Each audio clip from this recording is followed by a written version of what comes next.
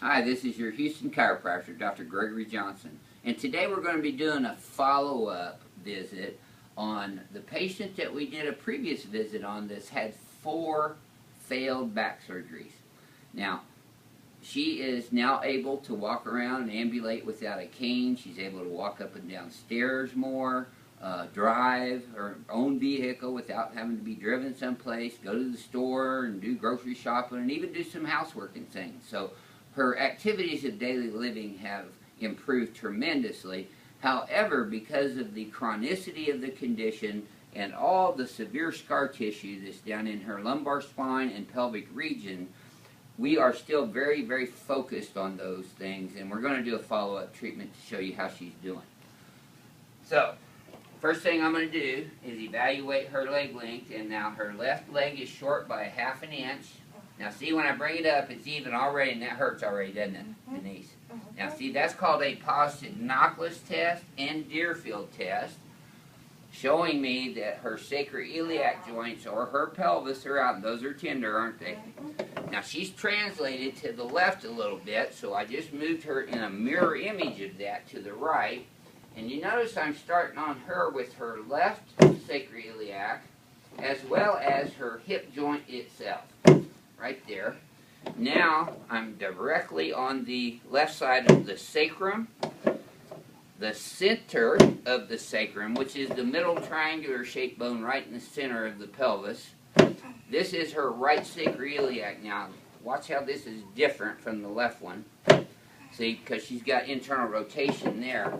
Now already I can tell that we've made headway on that. Now from here to here is fused with instrumentation. So we're putting the sacrum away from L5, and I'm actually pushing down in the Z-axis here at L5, L4, L3, and L2, which all of those move as a unit. So I'm not individually moving each one of those vertebrae. However, when I adjust each one of them individually, it moves the entire fused spine. Now what usually wears out the most are the vertebrae above and below the fusion sites, because they're subjected to much more range of motion and stress than the fused areas. The fused areas do not move anymore freely on their own. And because she's had 4 back surgeries, the scar tissue that she's had down in here is tremendous. And so what we've been doing is doing some very deep tissue work, which I think you saw in some earlier videos. Now right now I'm working on her gluteus medius, maximus, and then on to the biggest one that she has an issue with, which is her piriformis right there. That's pretty tender, isn't it? Yeah. And she's been a real trooper here. She couldn't even get down on the table the very first visit we saw her. She walked in here with the cane, looking like little granny on the Beverly Hillbillies. But now she is walking in here in her workout clothes. And I think you're wearing a Philly jacket, aren't you? Chicago. Chicago. So and all you Cubs fans out there, or you White Sox? No, Chicago. Yeah. Bears. The Bears. Okay, there we go. Pro football. We'll probably get some comment on that from some Houston Texans fans. But anyway, you notice I'm treating her as if I would be treating a Houston Texans or a Dallas Cowboys or a Green Bay Packers or any professional athlete. You want to treat these post-surgical patients as if you were rehabilitating athletes, because that actually is the very best of what's called physical medicine rehabilitation, and it involves movement. Movement is the key to rehabilitation. It's also the key to life. If you do the old medical model, which is, here, take these pain pills and muscle relaxers and go to bed and rest, they have found in numerous scientific research studies that that is absolutely bad medicine. In fact, in recent times, and I was just in on a back surgery with a patient of mine not long ago, they get the patients up walking their very first day after back surgery. I bet you they didn't do that on yours, did they? Nope. Yeah, and see what, unfortunately, what happens during that time frame is scar tissue proliferates. It's kind of like a cobweb glue substance that glues all these tissues together. And the biggest problem with that is you actually get what's called neural adhesions. That's where you get scar tissue formed in and around the nerve openings and the nerves themselves. So any movement that you have, because when you flex or extend or rotate, that moves the nerve roots. Now look at her legs now. They're exactly even, and I bet you, looky there. Did that feel a lot better that time? Yes. Excellent. Now I'm actually going to be working on her hamstring muscles here as well,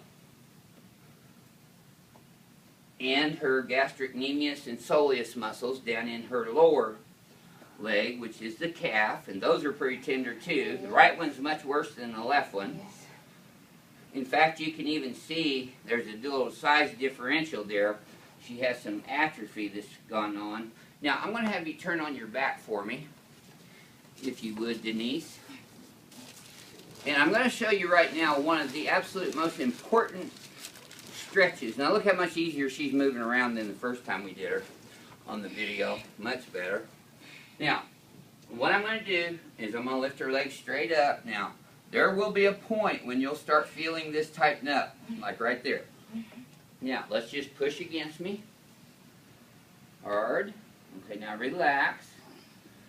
Now, this is called active resistive. Okay, push. Exercise. But it's a very effective stretching technique. Now, push. And again. Now, see, we're getting her up 9. Now, push one more time. Very good. Now, don't just let the patient's legs drop on that, because that is a significant stretch that goes all the way up into their ischium, which is the base of their pelvis. Now look how this stops right there. Okay, go ahead and push.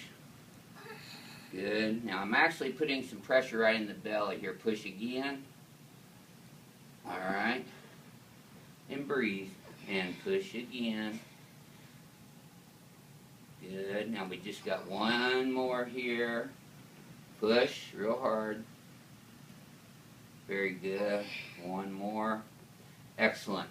Now, we got both of her legs up at 90 degrees when they were only at about 35 to 40 degrees initially. Now, what you're seeing me do right now, and this is very painful, because this is the tensor fasciae lata muscle. A lot of people call it their IT band. And if you notice, I'm digging in with my thumbs, and I'm going across the fibers. The fibers run longitudinally lengthwise like this, and you notice that I'm actually digging in there on both sides and adjusting the tenseness or the hypertonicity of the IT band or tensor fasciae lata, and that's very painful, isn't it? Yes. Yes, it is, yeah. Now we're going to do a muscle spindle technique right here on the sartorius, which is the longest muscle in the body. It goes from the anterior superior iliac spine down to your medial part of your knee. That's why so many people with pelvic and knee problems, you'll see those people come in together. They'll have pelvic and knee problems because the old ankle bone connected to the knee bone connected to the hip bone concept is absolutely essential and true. Now she's still got a little rotation in her sacroiliac here on the left, which I'm going to adjust just like that. And there we go. Very good. Now, let's have you sit up and face over towards Renee. There we go. Very good. Yeah, now you get to see her bears. Alright, now, because she's also had significant shoulder, elbow, and wrist problems, as well as numbness and tingling, we're adjusting her shoulders, which are a lot better than what they were when we began. Like tripled the range of motion. Now just relax this. Excellent. And you're going to notice that we adjust, okay, just relax that and breathe. Both elbows, both wrists, every single finger. Very good. Okay, and just breathe, look straight ahead. Now, you got to really feel these. You can't just go in there and start snap, crackle, and popping them, because that's not an adjustment. An adjustment is where you detect and locate the bones in the joints being subluxated or misaligned, and then you put those same joints, subluxations, back into place. Let's have you lay on your back now, and we're going to get that cervical spine. But see, she's able to get up and move around on her own now when she couldn't have never done that before. Perfect. Yeah, right here. Once you drop this in my hand. Perfect. I know you heard that one. Yes, ma'am. Boy, it doesn't get any better than that. Now, I'm actually going to be adjusting her entire leg from the ankle, got the knee all the way up into the hip. Excellent. Perfect. That is it. This is a follow-up on a patient who's had 4 failed back surgeries, who couldn't even function prior to getting chiropractic care for the first time starting about a month and a half ago. Now she's able to get in here by herself and walk around without a cane and live her life. And we've got more improvement to come, so keep watching. This is your Houston chiropractor, Dr. Gregory Johnson. We'll see you next time.